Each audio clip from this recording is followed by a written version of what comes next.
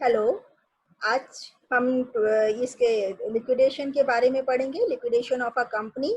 इसके बारे में मैं थोड़ा सा बता दूं कि ये chapter liquidation of a company बहुत इजी चैप्टर है और इम्पोर्टेंट भी है, इसलिए इसको पढ़ना बहुत ध्यान से पढ़िएगा। और लिक्विडेशन के बारे में आज इस चैप्टर में हम क्या कवर करेंगे इसके बारे में भी बताती हूँ कि लिक्विडेशन क्या होता है, लिक्विडेशन के एडवांटेजेस क्या हैं, लिक्विडेशन कितने प्रकार का होता है और लिक्विडेशन के डिसएडवांटेजेस भी क्या होते हैं एक कंपनी के ऊपर। तो लेट अस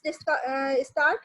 क्या है लिक्विडेशन के बारे में अब जो हम पढ़ते हैं, लिक्विडेशन के क्या है, सबसे पहले हम ये देखते हैं। Liquidation is a systematic binding up of a companies activities. जितनी भी कंपनी की एक्टिविटीज हैं उसको बाइंड अप कर लेना ही एक लिक्विडेशन कहलाता है। यानी कि एक कंपनी जब बंद हो जाती है, बंद होने की जो प्रोसेस है वही लिक्विडेशन है। It includes ceases all sales and the operations and allocating proceeds and surplus among creditors and share holders. यानी कि ये क्या करता है कि जो क्रेडिटर्स एंड शेयर होल्डर्स इसके जितने भी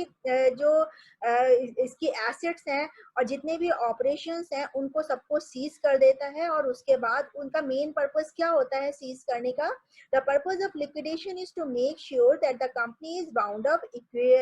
equitably and fairly and its debts paid when due। यानी कि उनका मेन पर्पस क्या होता है कि लिक्विडेशन में बंद कर देने का, सारी एसेट्स को सीज करने का, कि जो क्रेडिटर्स हैं जिनको देना है पैसा उनको इक्विटेबली सारे पैसे चुका दिए जाएं, ताकि जो क्रेडिटर्स हैं वो भी सेटिस्फाई हो और जितने भी उनकी जो एसेट्स हैं उनको हम सेल कर सकें। तो यानी अगर हम देखें तो लिक्विडेशन का जो एक सिंपल सेंस में कहा जाए कि लिक्विडेशन क्या है, लिक्विडेशन का मेन मतलब एक छोटे से स्मॉल शब्दों में कहा जाए binding of the company. But अगर हम इन अकाउंटिंग वर्ड अगर ये कहें कि लिक्विडेशन क्या है, तो liquidation refers to the process of selling all of a company's assets to generate cash to pay off creditors or any one of the companies owe money to। यानी कि accounting sense में कहते हैं कि liquidation एक ऐसी process है जहां पर जो कंपनी की जितनी भी एसेट्स हैं उसको सेल किया जाता है। किस लिए सेल किया जाता है? To generate the cash,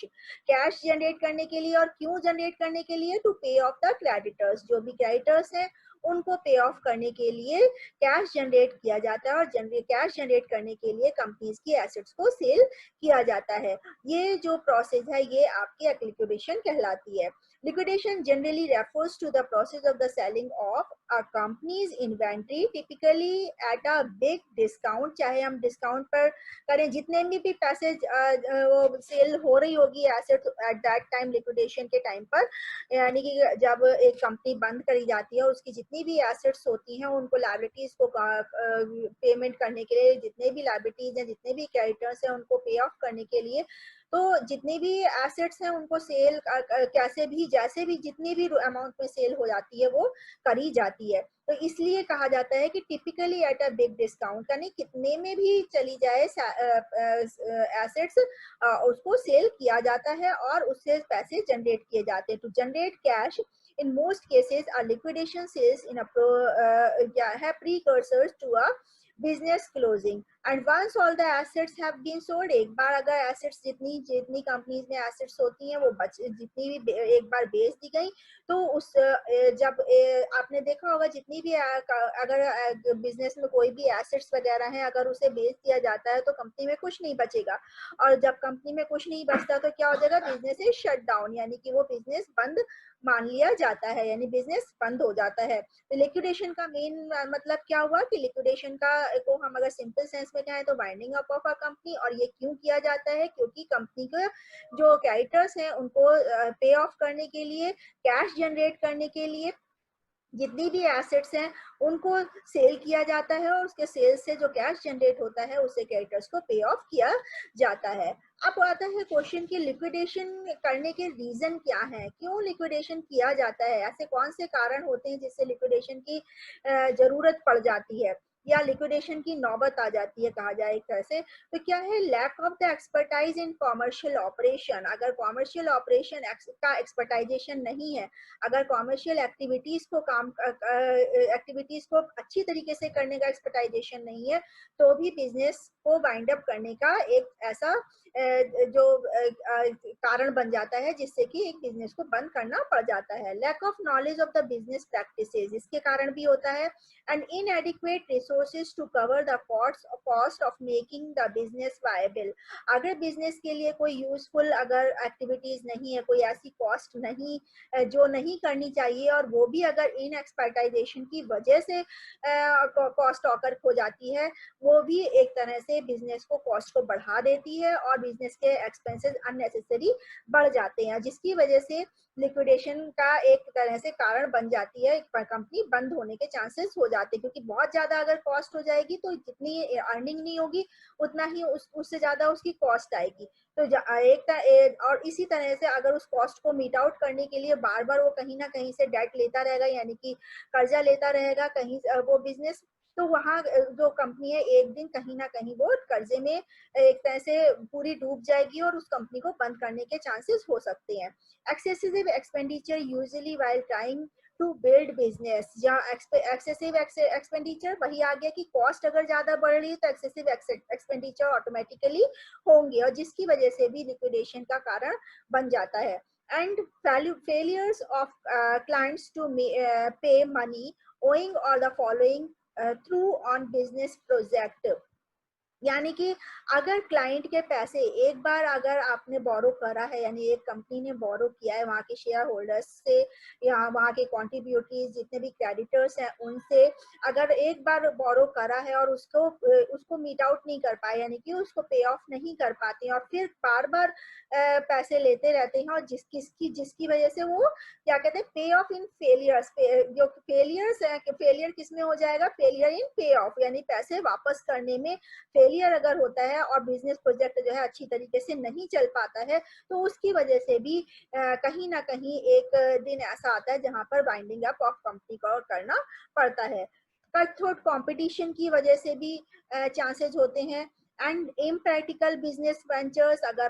business ventures जैसे कि स्टार्टिंग में फर्स्ट पॉइंट था कि इन एक्सपर्टाइजेशन की वजह से होता है, तो वही है इम्प्रैक्टिकल। अगर बिजनेस वेंचर्स इम्प्रैक्टिकल हैं तब भी जो है बिजनेस की कॉस्ट ज्यादा बढ़ जाती है। एंड फाइनेंशियल मैनेजमेंट का मतलब क्या है कि अगर मैनेजमेंट फाइनेंशियली अगर साउंड नहीं किया गया, यानी बैड फाइनेंशियल मैनेजमेंट है by the directors of the company, तब भी कंपनी जो है प्रॉफिट अर्न नहीं करेगी और लॉस में चलती चली जाएगी, और जब लॉस में लगातार होती जाएगी तो कंपनी का अपने आप ही डेट ज्यादा बढ़ जाएंगे और उनको पे ऑफ करना मुश्किल हो जाएगा, और जिसकी वजह से लिक्विडेशन की नौबत आ जाएगी। And credit situations भी borrowing money on the basis of future revenue is a typical reason for the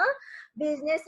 insolvency। एक मैं ये भी बताना आपसे कहूंगी कि लिक्विडेशन का जो दूसरा रूप होता है वो इंसॉल्वेंसी ऑफ द बिजनेस होता है। इंसॉल्वेंसी को हिंदी में दिवालिया कहते हैं, यानी कि अगर बिजनेस को दिवालिया घोषित करना है, दिवालिया घोषित हो जाती है, अपने आप को कर देती है, अभी आप टाइप्स पढ़ेंगे तो भी जो है लिक्विडेशन की जरूरत पड़ती है, यानी लिक्विडेशन हो जाता है, उस समय winding up of the company हो जाता है। तो अब हमने पढ़ा कि क्या रीजंस हैं जिनकी वजह से लिक्विडेशन के कारण बन जाते हैं, लिक्विडेशन होने के कारण बनते हैं। अब आते हैं टाइप्स ऑफ लिक्विडेशन, यानी कि कितनी प्रकार का liquidation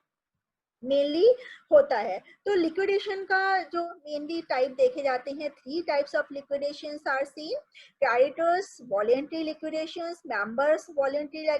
लिक्विडेशंस and compulsory liquidations. Creditors voluntary liquidation कब होता है, जब किसी भी कोई भी ऑर्गेनाइजेशन अपने क्रेडिटर्स को पे ऑफ करना उसके लिए मुश्किल हो जाता है, यानी कि अपने क्रेडिटर्स के जो डेट्स हैं उनको पे ऑफ करना पे ऑफ नहीं कर पाती है, वो इनकैपेबल हो जाती है, उसके उनके पैसे नहीं चुका पाती है, तो उस समय जो है क्रेडिटर्स वॉलेंटरी क्रेडिटर्स खुद ही कह देते हैं कि भाई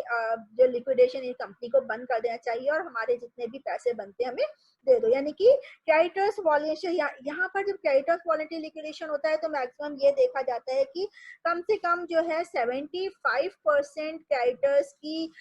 जो वोटिंग राइट्स लिए जाते हैं, इनकी मेजॉरिटी ली जाती है और ये पूछा जाता है कि वाकई अगर 75% क्रेडिटर्स ने कह दिया कि कंपनी को लिक्विडेट कर दिया जाए, यानी कंपनी को वाइंड अप कर दिया जाए, तो उस केस में कंपनी को वाइंड अप कर दिया जाता है। तो इस तरीके का अगर वाइंडिंग अप कंपनी होती है तो उसको क्या कहेंगे, creditors voluntary liquidation. And second is members voluntary liquidation, यानी कि मेंबर्स का यहाँ पे क्या है, ये एक तरह से एक होता है ना इंसॉल्वेंसी, दो तरीके से लिक्विडेशन को चांस मिल जाता है, यानी कंपनी को बंद करने का एक कारण बनता है। एक सॉल्वेंट वर्दी, अगर वो उसके पास प्रॉपर पैसे भी हैं, वो सबके पैसे चुका भी सकती है, लेकिन तब भी वो कंपनी को लिक्विडेट कर रही है, यानी कंपनी को बंद कर रही है। तो यानी दो तरीके से लिक्विडेट कर सकते हैं। क्रेडिटर्स कब डिमांड करते हैं कंपनी को लिक्विडेट करने के लिए, जब उनके डेट्स को चुकाया नहीं जाता, यानी कंपनी इनकैपेबल होती है टू पे ऑफ द मनी ऑफ या डेट ऑफ द क्रेडिटर्स, है ना यहाँ पर। लेकिन उसके लिए क्रेडिटर्स 75% जो क्रेडिटर्स हैं उनकी वोटिंग होनी चाहिए और मेजॉरिटी होनी चाहिए 75% क्रेडिटर्स की, कि वो कहें कि हाँ कंपनी को बंद कर देना चाहिए। लेकिन यहाँ पर मेंबर्स वॉलेंट्री लिक्विडेशन में क्या होता है कि जब खुद ही कंपनी के जो शेयर होल्डर्स हैं, डायरेक्टर्स हैं, ये खुद ही नहीं चाहते कि कंपनी को आगे बढ़ाया जाए। इसमें दो कारण हो सकते हैं, या तो ये कारण हो सकता है ये कि कंपनी के पास प्रॉपर पैसा है, वो सरप्लस भी है, वो कंपनी को विद इंटरेस्ट, कंपनी के जो क्रेडिटर्स हैं उनको विद इंटरेस्ट पे ऑफ भी कर सकती है, लेकिन तब भी वो चाह रही है कि कंपनी को बंद कर दिया जाए। ऐसे केस में कब क्यों चाहती है, क्योंकि वो या तो वो चाहती है कि कंपनी को बिजनेस को आगे कंटिन्यू नहीं करना चाहती, या कंपनी के पैसे कहीं और लगाना चाहती है, तो कोई भी कारण हो सकता है। तो ये तो पोजीशन तब हुई जब वो सॉल्वेंट है। लेकिन कभी कभी क्या होता है इनसॉल्वेंट पोजीशन में भी, यानी कि कंपनी के शेयर होल्डर्स हैं और डायरेक्टर्स वो जानते हैं कि हाँ कंपनी में अब कुछ बचा नहीं है, कंपनी इस बिल्कुल अनेबल हो गई है कि वो क्रेडिटर्स के पैसे नहीं दे सकती, तो वो खुद ही ये कह देती है कि कंपनी को बंद कर दे और एक लिक्विडेटर को अपॉइंट करती है कि कंपनी को बंद करके और जितनी भी एसेट्स वगैरह हैं उससे जितना भी कैश जनरेट हो और क्रेडिटर्स को पे ऑफ कर दिया जाए। तो इस तरीके से मेंबर्स जो, अगर कंपनी के एक मेंबर ही ये चाहते हैं कि कंपनी को लिक्विडेट कर दिया जाए, तो इस तरीके का जो लिक्विडेशन है वो क्या कहलाएगा, मेंबर्स वॉलेंट्री लिक्विडेशन। ठीक है, अब आते हैं third, compulsory liquidation. And compulsory liquidation का मेन मतलब क्या है कि जब कंपनी में क्रेडिटर्स का पैसा नहीं दिया जाता और कंपनी जो है वो क्रेडिटर्स जो है पेटिशन डाल देते हैं कोर्ट में, और फाइनल जो है वो कोर्ट में कोर्ट जो है वो ये एक लिक्विडेटर को अपॉइंट करती है और वो कंपनी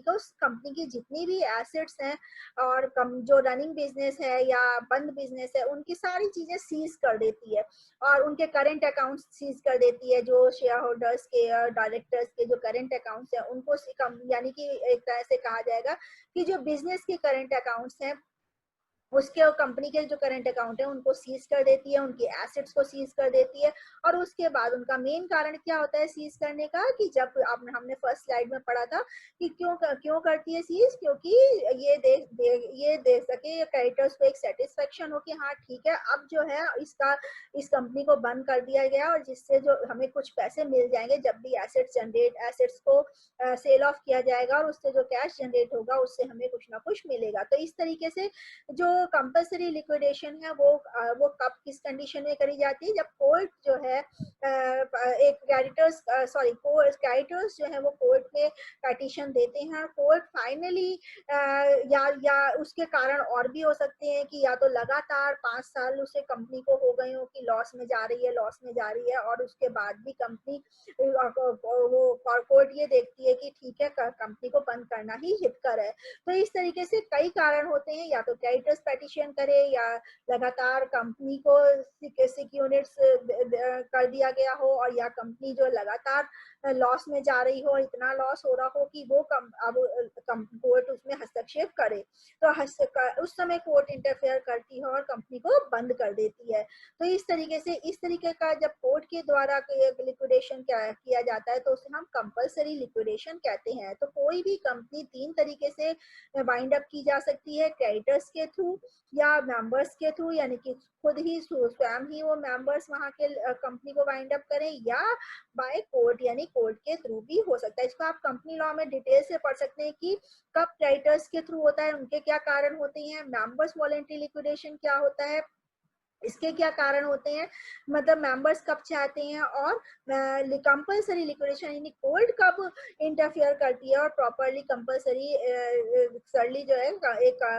कंपलसरी एक कंपनी को बंद कर देती है। तो वो कौन से कारण है, ये मैंने ये आपको यहाँ पे शॉर्ट में थोड़े रीजन बताए हैं। डिटेल में पढ़ना हो तो कंपनी लॉ में से क्या फॉर्मेशन ऑफ कंपनी है, बाइंडिंग अप ऑफ कंपनी, इसमें आपको ये डिटेल में मिल जाएगा। तो ठीक है, टाइप्स ऑफ कंपनीज आपने पढ़ा कि टाइप्स ऑफ कंपनीज 3 तरीके के होता है। अब आता है कि हु इज लिक्विडेटर। हम बार बार अभी शुरू से बार बार ये बात कर रहे थे, लिक्विडेटर अपॉइंट कर देती है कोर्ट, लिक्विडेटर अपॉइंट करती है, वॉलंटरी में मेंबर्स जो है वो खुद अगर चाहते हैं तो लिक्विडेटर अपॉइंट कर देते हैं। व्हाट इज लिक्विडेटर, लिक्विडेटर है क्या?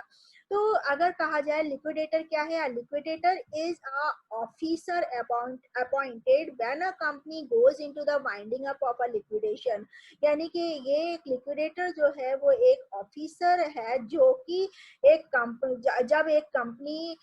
लिक्विडेट घोषित कर दी जाती है, यानी कि वाइंडिंग अप उसका हो जाता है, बंद कर दी जाती है, और उसको तो वो कोर्ट के द्वारा जो है, या जो मेंबर्स हैं कंपनी के, अगर वॉलेंट्री है तो कंपनी के जो मेंबर्स हैं वो खुद ही एक लिक्विडेटर यानी ऑफिशियल ऑफिसर को इंस्टॉल, जिसको हम आईपी भी बोलते हैं, यानी कि इंस्टॉल्वेंसी प्रैक्टिशनर जिसे बोलते हैं, उनको अपॉइंट करती है। उसका काम क्या होता है, who has responsibility for the collecting in all the assets under such circumstances. यानी कि उसकी रिस्पॉन्सिबिलिटी क्या है कि जितनी भी एसेट्स हैं उनको कलेक्ट करके, और उस कंपनी को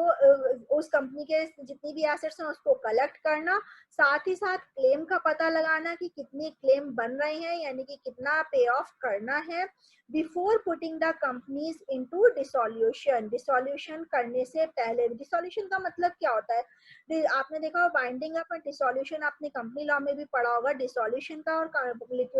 बाइंडिंग अप में थोड़ा सा अंतर है। क्या होता है कि रिसोल्यूशन में प्रोसेस चलती रहती है, अभी जो है वहाँ के जो मेंबर्स हैं उनके अधिकार खत्म नहीं होते हैं, लेकिन डिसोल्यूशन होने के बाद, एक बार डिसोल्यूशन हो गया कंपनी का, तो उस कंपनी के जो मेंबर्स होते हैं उनका उस पर से अधिकार, यानी उनके अधिकारों का अधिकार बिल्कुल खत्म हो जाते हैं, उनकी राइट्स बिल्कुल खत्म हो जाते हैं। तो यानी कि यहाँ पर क्या कह रहे हैं कि लिक्विडेटर का मेन काम क्या होता है, ये मेन कौन होता है, सबसे बड़ी चीज ये है कौन होता है कि ऑफिशियल ऑफिसर, यानी कि इंसॉल्वेंसी प्रैक्टिशनर जिसे बोलते हैं, वो होता है, और ये अपॉइंट किया जाता है बाय द कोर्ट, या आपके जो मेंबर्स हैं कंपनी के, यानी शेयर होल्डर्स, डायरेक्टर्स, इनके द्वारा अपॉइंट किया जाता है। और इसका काम क्या है, इसकी मेन रिस्पॉन्सिबिलिटी क्या है, और कब एक चीज और कि इसमें कब कब अपॉइंट किया जाता है, at the time of binding up of the company, liquidation के समय का किया जाता है। और उस समय इसका काम क्या है, इसकी रिस्पॉन्सिबिलिटी क्या है, for collecting in all the assets under such circumstances of the company and setting all the claim against the company, okay, before putting the company into the dissolution. यानी कंपनी के डिसॉल्व होने से, company के बंद होने से पहले का जितने भी क्लेम बन रहे हैं, जितनी भी एसेट्स हैं, वो सबका पता लगाना इसका काम होता है, और उसको पे ऑफ करना भी इसका काम होता है। What are the duties of a liquidator? यानी कि क्या एक लिक्विडेटर की ड्यूटी होती है, लिक्विडेटर का क्या काम होता है, एक उसका लिक्विडेटर का। तो मेन लिक्विडेटर का काम होता है आधा के एक बार लिक्विडेटर को अपॉइंट कर लिया गया तो उसका काम शुरू हो जाता है, और उसका काम क्या होता है, realising the assets of the insolvency. मैंने फर्स्ट स्लाइड में भी बताया कि हु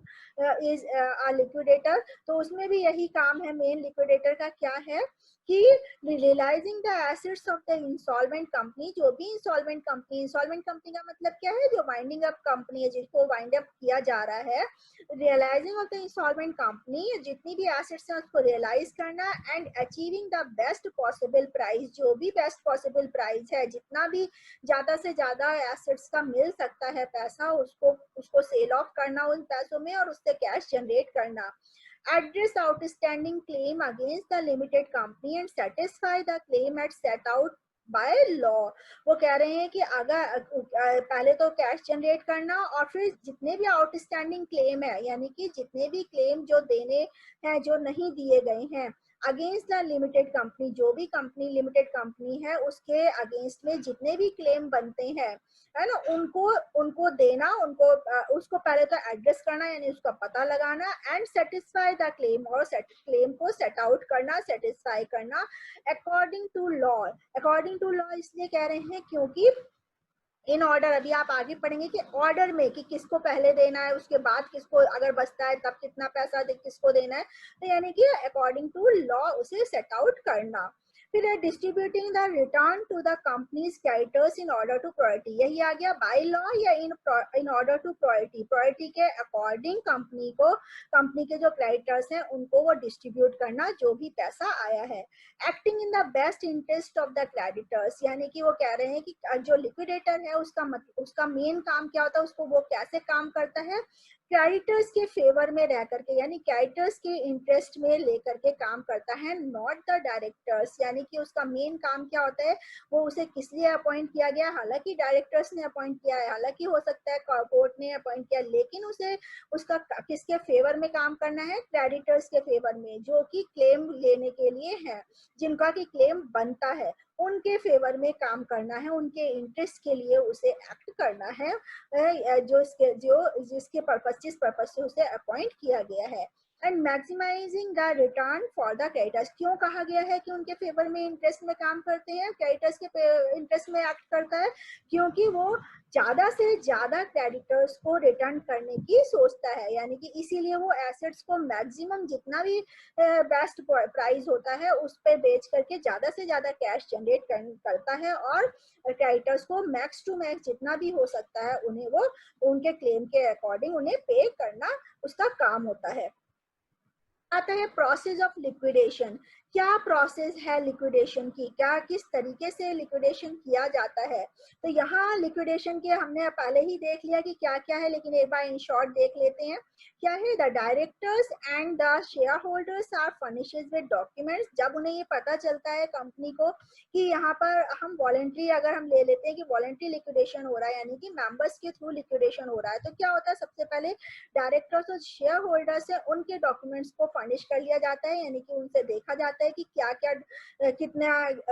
किस कौन सी एसेट्स हैं, कौन सी लीज पर है, कहाँ से पैसे जनरेट किया जाए, यानी कि उनके सारे डॉक्यूमेंट्स को फर्निश किया जाता है। एंड फिर क्या होता है, सेकंड स्टेप में लिक्विडेटर क्या करता है, shareholders and the creditors to the conduct process of the liquidation, उसके बाद shareholders and creditors to conduct process of the liquidation, तब हाँ shareholders और क्रेडिटर्स जो है लिक्विडेशन की प्रोसेस को कंडक्ट करना शुरू कर देते हैं। फिर है अपॉइंटमेंट टू आईपी, आईपी मतलब क्या है कि इंसॉल्वेंसी प्रैक्टिशनर जिसे हम कहेंगे, जिसे हम लिक्विडेटर भी कहते हैं एक तरह से। तो ये क्या है, appointment of the IP takes charge, तब हम अपॉइंटमेंट यानी लिक्विडेटर को अपॉइंट करते हैं और अपॉइंट उसको हम चार्ज देते हैं, और उसका तब वो कंप्लीट प्रोसेस को स्टार्ट करता है, यानी कि प्रोसेस को कंप्लीट करने का काम शुरू करता है। उसके बाद क्या होता है, नंबर 4 है insolvency professionals will collect assets of the company, यानी कि जो आईपी है वो सारी एसेट्स को कलेक्ट करता है, और कलेक्ट करने के बाद उसमें उसमें क्या होता है, फिर वो collect,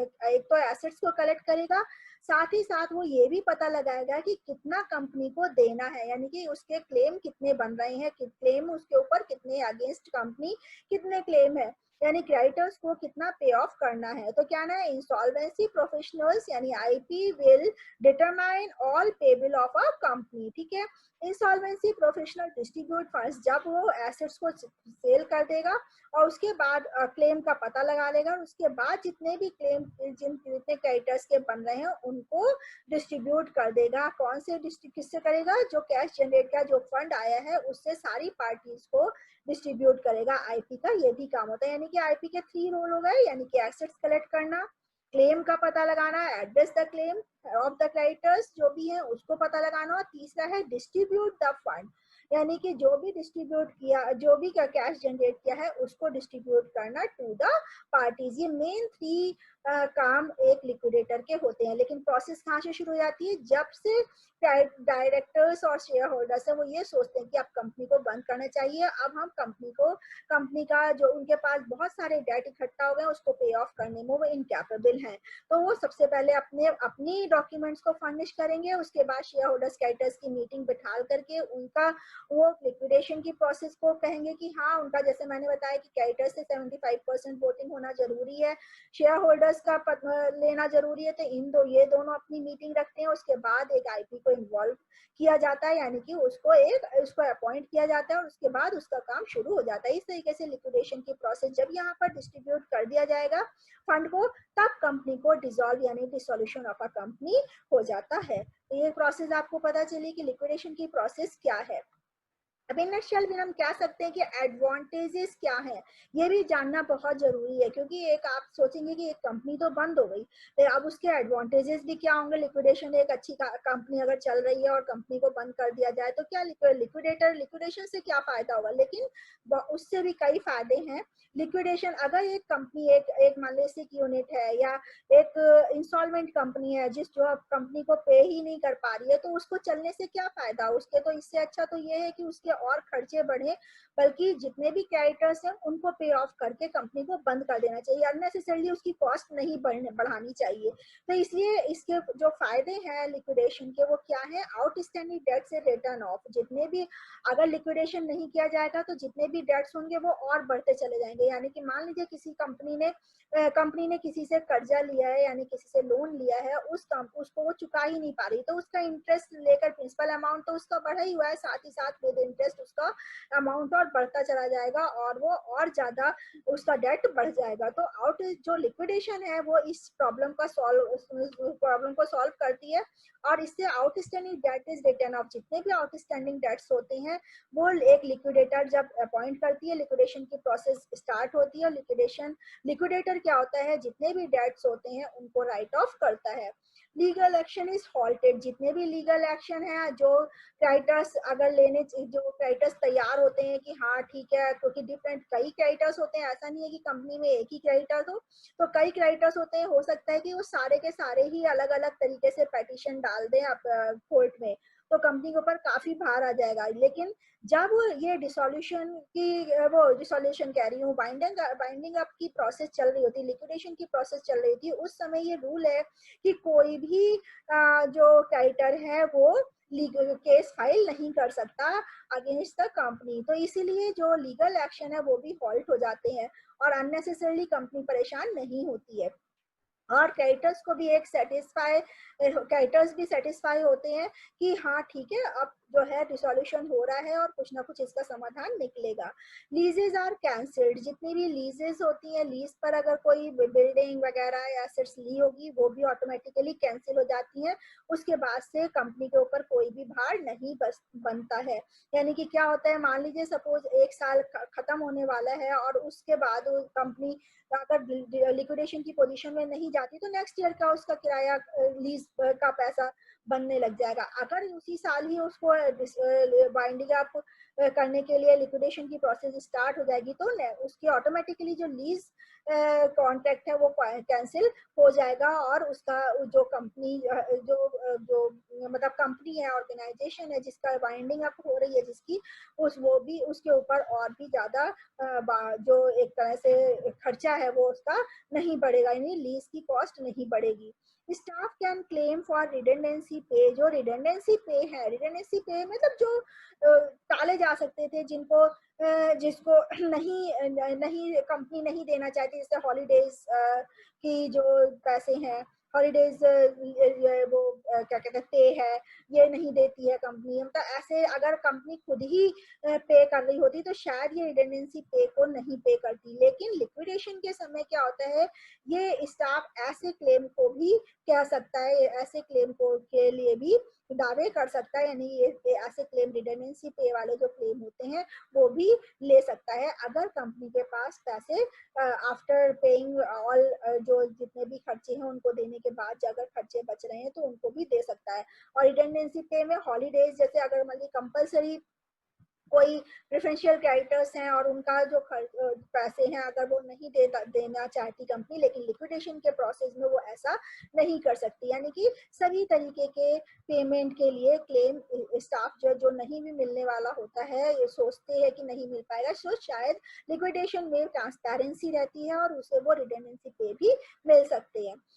avoid court process avoid हो जाती है, यानी कि हर क्रेडिटर्स कोर्ट में पेटिशन डालेगा, वहाँ के जो लीगल प्रोसेस होती है बहुत लेंथी, बहुत लंबी होती है, उस सब से बचा जा सकता है। एक लिक्विडेटर का ही काम हो जाता है कि लिक्विडेटर खुद ही इन सब चीज़ों को संभालता है और अच्छी तरीके से सारी चीज़ें अकॉर्डिंग टू लॉ उस चीज़ को करता है। रिलेटिवली लो कॉस्ट इन्वॉल्व और ऑटोमेटिकली हम ये कह सकते हैं कि ये सारी जो, क्योंकि कोर्ट प्रोसेस भी हमारी अवॉइड हो जाती है, हमारे बार बार के जो लीजेस जो हैं वो खर्चे बच जाते हैं, लीगल एक्शंस हॉल्टेड हो जाते हैं और अननेसेसरी जो हमारे डेट्स के इंटरेस्ट वगैरह बढ़ रहा होता है वो भी खत्म हो जाता है अगर हमें लिक्विडेशन की प्रोसेस स्टार्ट हो चुकी होती है। तो ऑटोमेटिकली जो कॉस्ट है वो हमारी कम हो जाती है, लो कॉस्ट हो जाती है। साथ ही साथ जो अगर लीगल, अगर दूसरे पॉइंट ऑफ व्यू से देखें तो अगर कोर्ट में जा करके जो खर्चे बनते हैं, बार बार कोर्ट जाना, उसकी जो अननेसेसरी कॉस्ट बढ़ती है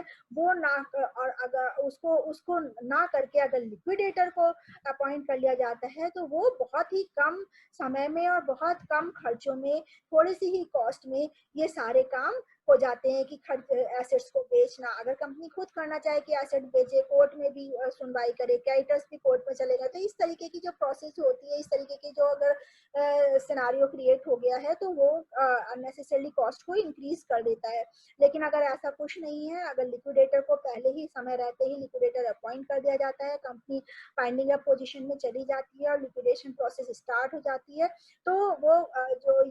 जो उसका ही काम सारा हो जाता है लिक्विडेटर का कि वो एसेट्स को देखेगा और उसके बाद उनको प्रॉपरली उनका सेल ऑफ करके उसको पे ऑफ करेगा क्लेम को। तो ये सारे काम जो है बड़ी कम लो कॉस्ट में हो जाते हैं। तो ये सारी कॉस्ट जो है इन्वॉल्व, बहुत लो कॉस्ट इन्वॉल्व होती है इन सब चीजों में। तो ये भी एक बहुत बड़ा एडवांटेजेस है लिक्विडेशन प्रोसेस का। Now come to the disadvantages. क्या डिसएडवांटेजेस हैं of the liquidation of a company? तो एक तो लिक्विडेशन के जो हमने फायदे पढ़े वो तो है कि लिक्विडेशन अगर एक कंपनी का हो जाता है समय रहते ही, अगर हम लिक्विडेटर को अपॉइंट कर लेते हैं तो उस कंपनी को क्या फायदा होता है, लेकिन साथ ही साथ इससे कुछ नुकसान भी होते हैं, जैसे accusations of the wrongful trading. यानी कि जो रॉन्गफुल ट्रेडिंग है, कभी कभी क्या होता है कि जो कंपनी, जो ऑर्गेनाइजेशन है, उनके उनके जो डायरेक्टर्स वगैरह है उनके ऊपर ऐसा एक्यूजेशन लग जाता है, एक्यूज में आ जाते हैं कि उनको उनके जो डेट्स को पे नहीं कर पा रहे हैं, या उनके ऊपर कुछ ऐसा आरोप लग जाता है जिसकी वजह से उनको कहीं ना कहीं आगे काम जो अगर बिजनेस और कुछ करना चाहें तो वो उसमें उनको परेशानी क्रिएट होती है, या किसी और तरीके के जो उनकी लाइफ में, अगर मान लीजिए एक होता है कि एक डायरेक्टर एक कंपनी में 20 कंपनीज में डायरेक्टर हो सकता है, तो हो सकता है कि इसका जो ड्रॉबैक है वो उसे मिले एक डायरेक्टर को, और उसकी वजह से उसे और कंपनीज की डायरेक्टरशिप भी ना मिले। तो ये इस तरीके से एक्यूजेशन की वजह से भी ये रॉन्गफुल ट्रेडिंग का जो एक्यूज्ड जो हो जाते हैं वो डायरेक्टर्स वगैरह, उसका भी एक डिसएडवांटेजेस डायरेक्टर्स को झेलना पड़ सकता है। Liability for the overdrawn directors current account, तो ये भी बहुत बड़ा वो है। अगर कंपनी का कोई भी जो अगर कोई कंपनी के एसेट्स है, एसेट्स सेल ऑफ करने पर इतने पैसे जनरेट नहीं हो पा रहे कि पे किया जाए, तो उसमें डायरेक्टर्स का जो करंट अकाउंट है, पर्सनल डायरेक्टर्स का करंट अकाउंट है, वो भी एज अ लायबिलिटी ले लिया जाता है। तो इस तरह से उनका जो करंट अकाउंट है वो भी ओवरड्रॉन हो जाता है। तो ये भी एक डिसएडवांटेजेस है। नेक्स्ट है कि personal liability for the company debt, जो उसकी जो पर्सनल लायबिलिटीज है, क्योंकि आपने पढ़ा होगा कोई भी कंपनी के जो अगर जो वो है कंपनी की जो डेट्स हैं, वो सारी जितनी भी एसेट्स हैं उनको सबको पर्सनल लायबिलिटी, यानी कि जो उसकी लायबिलिटीज है, personal liabilities for the company debts, जो पर्सनल लायबिलिटीज हैं वो भी कंपनी के डेट्स को चुकाने में यूज कर ली जाती जाती हैं, यानी कि पर्सनल लायबिलिटी उसकी बन जाती है, हर डायरेक्टर की, एक कंपनी की पर्सनल लायबिलिटी होती है डेब्ट्स को चुकाना। और इसके लिए क्या होता है, उसकी जो पर्सनल जो एसेट्स होती हैं उनको भी यूज किया जा सकता है, यानी कि कभी कभी उसको भी देना पड़ता है। All staff will be made redundant. जो भी ऑल स्टाफ है, यानी कि जितने भी स्टाफ्स हैं, वो कभी कभी क्या होता है कि सालों से काम कर रहे होते हैं जो कंपनी के, वो एक तरह से रिडंडेंट हो जाते हैं, यानी कि वो बेकार हो जाते हैं, क्योंकि उनको वो स्टाफ को जरूरी नहीं है कि तुरंत ही काम दूसरी जगह मिल जाए। तो वो स्टाफ भी एक तरह से बेकार हो जाता है। उनको अगर लिक्विडेशन की प्रोसेस में चला गया, तो जब तक लिक्विडेशन की प्रोसेस चलेगी वो स्टाफ भी उस कंपनी का ही मेंबर माना जाएगा, लेकिन उसको कुछ अर्निंग नहीं होगी और ना ही वो कहीं दूसरी जगह भी जा सकता है। तो ऐसे समय में जो स्टाफ है वो बहुत एक रिडेंडेंसी वाली जो एक तरह से सिचुएशन वो झेलता है, वो भी एक इसका लिक्विडेशन का डिसएडवांटेजेस है। एंड नेक्स्ट है आपका all business assets will be sold. जो बिजनेस की जितनी भी एसेट्स हैं वो सारी सोल्ड कर दी जाती हैं, जिसकी वजह से बिजनेस को ऑटोमेटिकली वो, अगर डिसोल्यूशन ना भी और डिसोल्यूशन को कहा भी ना जाए, तब भी ऑटोमेटिकली बिजनेस बंद हो जाता है। तो जो भी यहाँ यानी कि बिजनेस की जो जितनी भी बिजनेस की एसेट्स है वो सारी ही